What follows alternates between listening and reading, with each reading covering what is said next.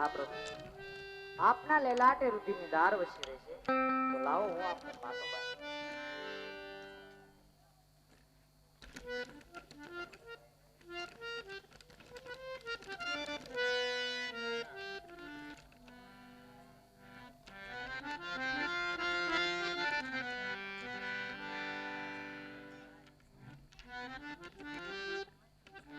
અરે હા પ્રભુ, આવા માર આપને કોને મારે? અરે રૂક્ષ્મણી, મારા ભક્તો સિવાય મને માર કોઈ નો મારી શકે. રૂક્ષ્મણી, તમારા એ ભક્તને મારે પણ જોવા. રૂક્ષ્મણી, તમારે મારા ભક્તને જોવા છે. હા પ્રભુ. મારા ભક્તો મારા પ્રાણથી પણ વાલા હોય છે. રૂક્ષ્મણી, તમારે મારા ભક્તને જોવા છે. જો સામે આયલા આવે એ મારા ભક્ત છે.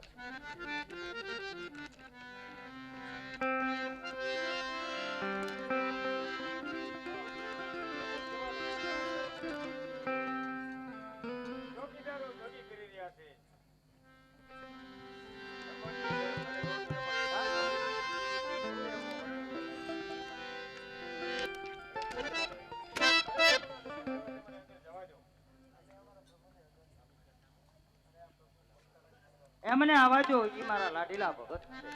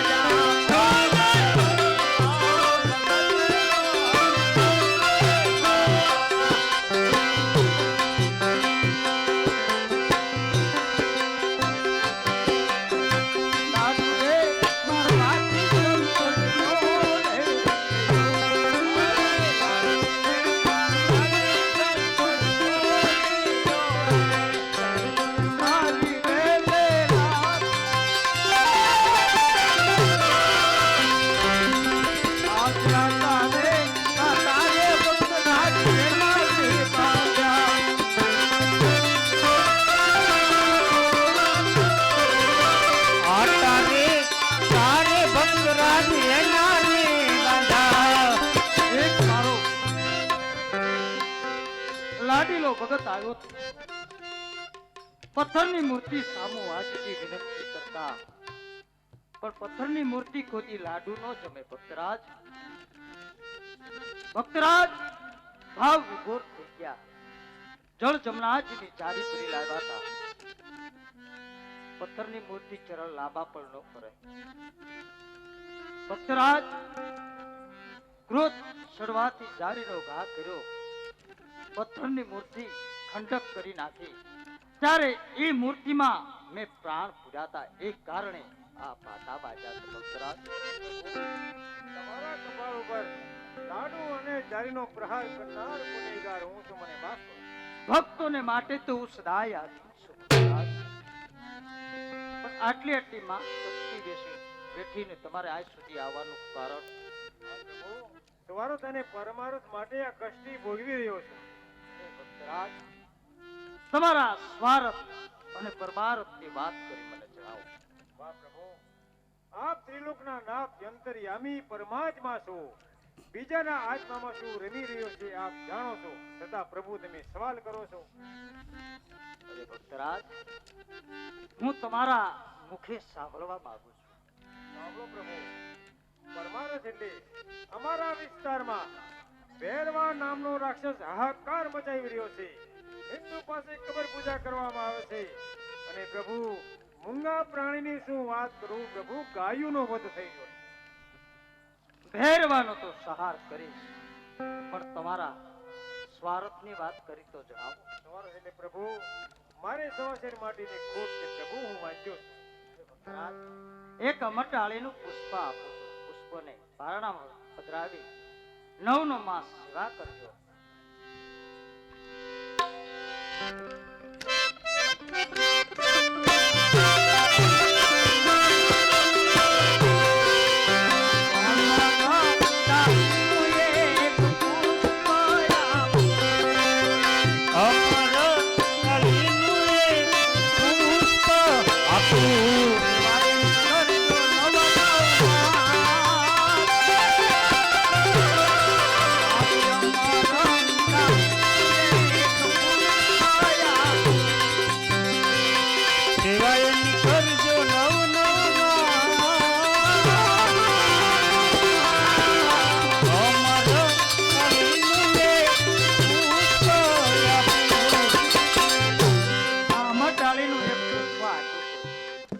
પુષ્પને પારણામાં પધરાવી 9નો માસ સેવા કરજો.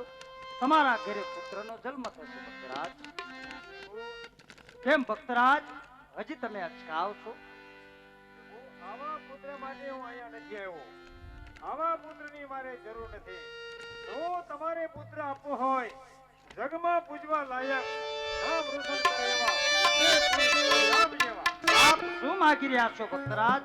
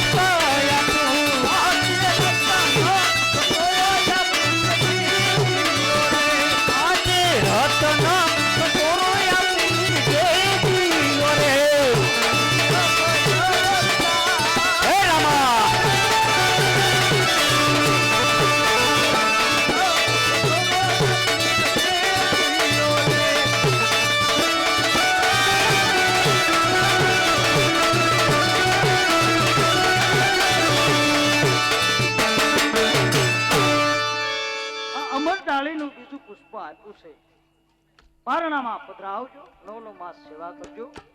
પારણે આવી હું પ્રગટ થઈ. ભક્તરાજ, પ્રભુ તમે અમારી આંગણે ક્યારે પધારશો?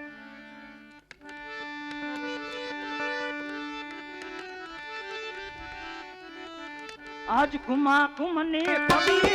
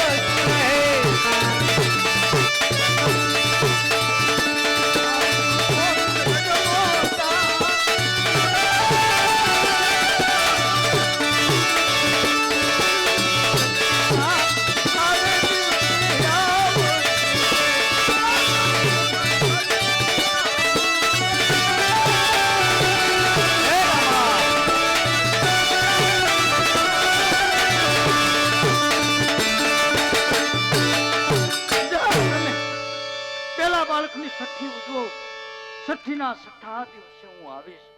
જ્યારે તમારા મહેલમાં કુમકુમ પગલી જણાય ત્યારે માનજો પ્રભુએ જન્મ તારણ લીધો.